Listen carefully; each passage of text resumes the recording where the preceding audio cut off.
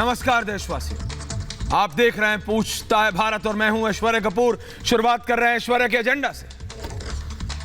Agenda क्या? बात साफ है, उम्र कैद की सजा। दोस्तों, जिसने लोगों को रुलाया, बेसुरों का, बेकसूरों का खून बहाया, उस यासीन मलिक, आतंकवादी यासीन, टेररिस्ट यासीन मलिक की पूरी जिंदगी ताउम्र अब जेल में कटेगी। यह सुनकर किसी को दिक्कत नहीं होनी चाहिए। आतंकवादियों के हमदर्दों को हो सकती है, लेकिन क्या ऐसे आतंकवादियों के हमदर्दों की जगह हिंदुस्तान में है, समाज में है? पूछता है भारत। आज टुकड़े टुकड़े गैंग की रात भी काली होने वाली है, क्योंकि देश के दुश्मन यासीन मलिक को दिल्ली की एनआईए कोर्ट ने उम्र कैद की सजा सुनाई है। वहीं यासीन मलिक, जो आतंकवादी गतिविधियों में शामिल था, सबको पता है, उसने खुद माना, ये वही दहशतगर्द है। समझने की जरूरत है। क्योंकि अभी ना, ये जब तक शो खत्म होगा तब तक आप देखेंगे कई एक गुट सामने आ जाएंगे। ग्रुप्स गलत है, मानव अधिकार के खिलाफ है, इसके खिलाफ है, फलाने के खिलाफ है, ढिमकाने के खिलाफ। जिसने आतंकवादियों के फंड जुटाए थे, इसने, ये वही देश का दुश्मन है, जिसने देश का खाकर, देश की खाकर देश के खिलाफ आतंकी साजिश रची। एक बार नहीं, बार बार।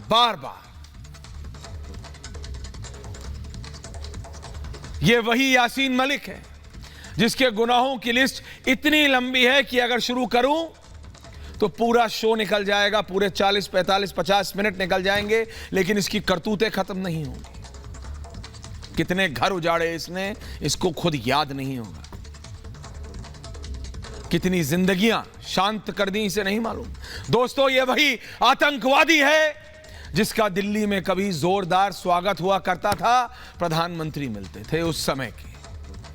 कश्मीर में खून बहाने वाला ये यासीन मलिक के लिए कभी दिल्ली में रेड कारपेट बिछाया जाता था, भूलिएगा मत। लेकिन आज इसी यासीन मलिक की क्या हालत हो गई है, देख लीजिए आप। देश को दुश्मनों का, जो देश के दुश्मन है, उनका क्या होना चाहिए? यही होना चाहिए ना, जो आपके लिए और हमारे लिए, पूरे समाज के लिए, सबके लिए। दर्शकों, इसको हिंदू मुस्लिम सिख ईसाई में मत बांटिएगा, यह आतंकवादी है। ऐसे लोग किसी का भला नहीं चाहते, लेकिन कुछ लोगों को आज ऐसा लग रहा है कि न जाने क्या हो गया, बहुत गलत हो गया। इसीलिए तो वो आज भी यासीन मलिक जैसे लोगों के साथ खड़े हुए पाए जाते हैं। ये वही लोग हैं जो पत्थरबाजों को समर्थन करते हैं। ये वही लोग हैं जो धारा 370 हटने पर खून खराबे और धमकी देते हैं। ये धमकी देते हैं कि हम अगर 370 हटी तो हम क्या कर देंगे, हट गई, क्या कर पाए, शांति बहाल है। ये वही लोग हैं जो आतंकवादियों के हमदर्द बने रहना चाहते हैं, लेकिन वही लोग हैं जो आज में नहीं, कल में जी रहे हैं। क्योंकि आज के भारत में, आज के हिंदुस्तान में ना आतंकवादियों की जगह है और ना आतंकवादियों के समर्थन। Terror associates and terror have no place. क्योंकि आज देश में, देखिए, प्रधानमंत्री नरेंद्र मोदी लोगों को पसंद हो, कई लोगों को पसंद हो, कुछ खास लोगों को ना हो, उससे फर्क नहीं पड़ता। उनकी पॉलिसी राष्ट्र के लिए है, लोगों के लिए। मैं बोल रहा हूं, आतंकवादियों को यहां रेड कारपेट बिछाना, उनके लिए फंक्शन करना, देश के प्रधानमंत्री से मिलाना, हाथ मिलाना, ये सही लगता था आपको? यहां देश विरोधी ये जो लोग हैं, जो लोग कानून के डंडे से भी डरना जिन्होंने बंद कर दिया था, अब उन्हें समझ आ रहा है। मैं आज 2 मिनट एक्स्ट्रा ले रहा हूं समझाने में, उसके बाद फिर मैं डिबेट शुरू करूंगा अगले 3 से 4 मिनट में। क्योंकि आग सिर्फ सरहद पार नहीं, पाकिस्तान में नहीं, हिंदुस्तान में भी लगी हुई है। कई लोग बहुत परेशान हैं। यहां यासीन मलिक जैसे, जल्दी चलिए, रुकिए मत, जैसे आतंकवादियों की जगह सिर्फ जेल में है और इसमें कोई डाउट नहीं होना चाहिए। देशवासियों, आज यासीन की फाइल्स ये लाइव शॉट्स आ रहे हैं, ये लाइव शॉट्स आ रहे हैं, फुल फ्रेम चले जाइए जरा। यासीन मलिक को कोर्ट से बाहर निकाला जा रहा है, ये लाइव शॉट्स है,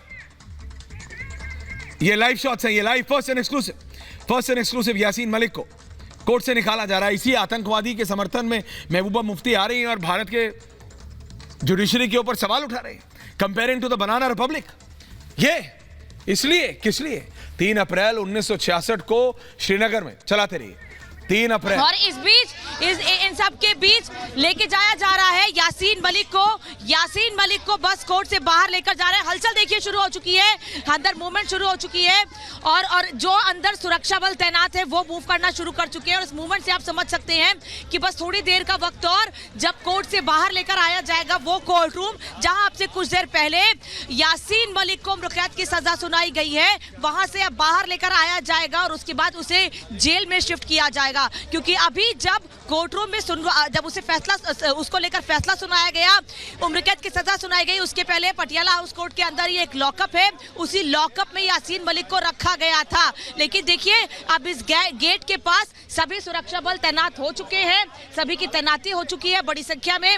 जो पीछे की तरफ थे वो थोड़ा आगे हैं, जो अंदर थे जो बाहर थे उनको अंदर भेजा जा चुका है। और पूरा प्रीमाइसेस जहां अभी थोड़ी देर पहले कुछ जगह खाली थी, उस पूरे प्रीमाइसेस में आप देख सकते हैं इस वक्त बड़ी संख्या में केवल सीआरपीएफ और दिल्ली पुलिस के जवान ही दिख रहे हैं। क्योंकि बस थोड़ी देर का वक्त और है जब इस पटियाला हाउस कोर्ट से लेकर जाया जाएगा यासीन मलिक को जेल शिफ्ट किया जाएगा। इसको उम्रकैद की सजा हुई है, अलग अलग धाराओं में उम्रकैद की सजा सुनाई गई है यासीन मलिक को। हालांकि यासीन मलिक ने पहले ये बात कही थी कि सजा कुछ भी हो वो आगे किसी भी कोर्ट में अपील नहीं करेगा।